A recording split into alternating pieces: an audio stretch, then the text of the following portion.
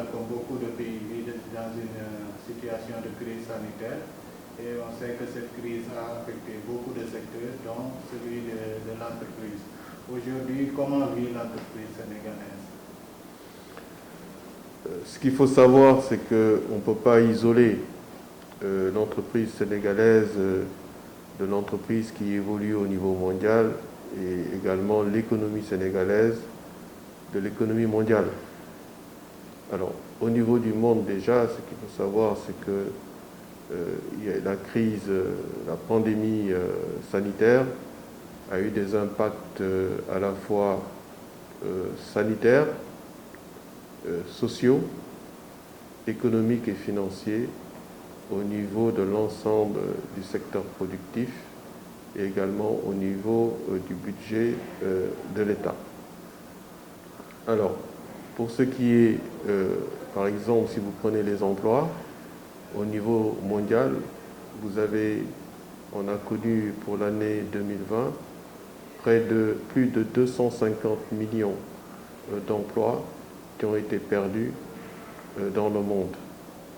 Donc, et au Sénégal, bien entendu, les entreprises ont subi ces conséquences-là parce qu'il s'agissait d'un choc à la fois exogène mais également brutal, ce qui a entraîné nécessairement des fermetures d'entreprises ou des baisses d'activité et également donc en conséquence des pertes d'emplois.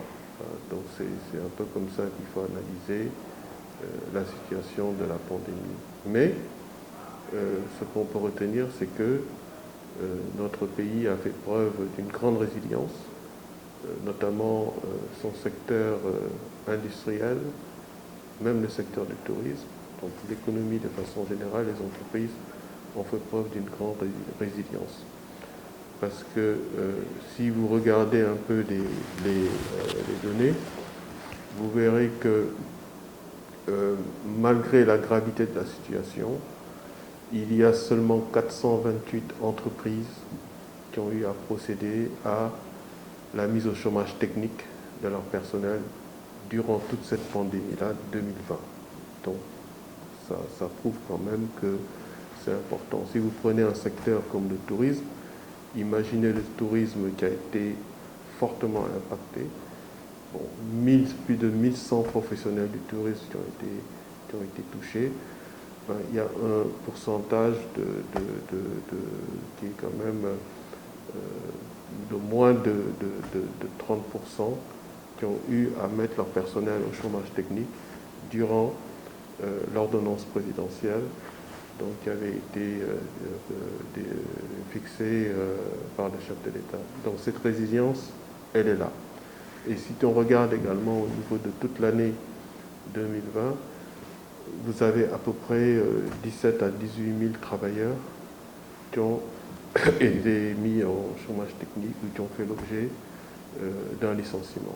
Donc, je pense que l'entreprise a œuvré dans un élan de solidarité nationale en préservant autant que possible les emplois qu'elle pouvait garder, qu'elle soit en baisse d'activité ou même qu'elle soit en inactivité durant cette période. Donc l'entreprise a fait ce qu'elle pouvait.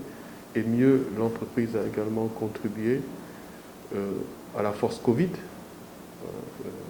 Le niveau de contribution à la force Covid s'élève à des dizaines de milliards de francs CFA, qui sont des contributions volontaires que les entreprises ont eu à faire au nom de cette solidarité nationale.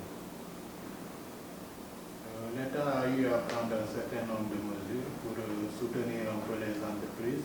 Est-ce que ces mesures ont été ressenties au niveau des secteurs? Il y a plusieurs mesures que l'État a eu à prendre. Je pense que c'est ce qu'il faut saluer, hein, ces mesures qui ont été prises pour soutenir l'entreprise.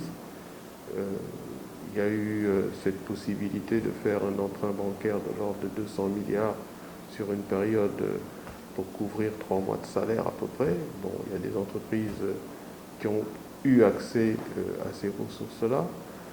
Mais globalement, ce qu'il faut savoir, c'est que l'entreprise a préféré un rééchelonnement de sa dette bancaire plutôt que d'aller s'endetter pour payer des salaires.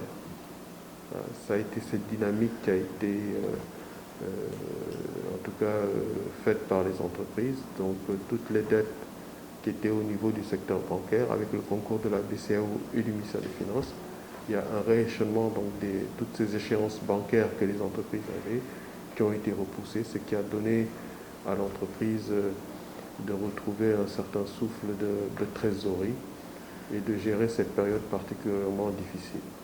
En gros, c'est ça qu'il faut retenir.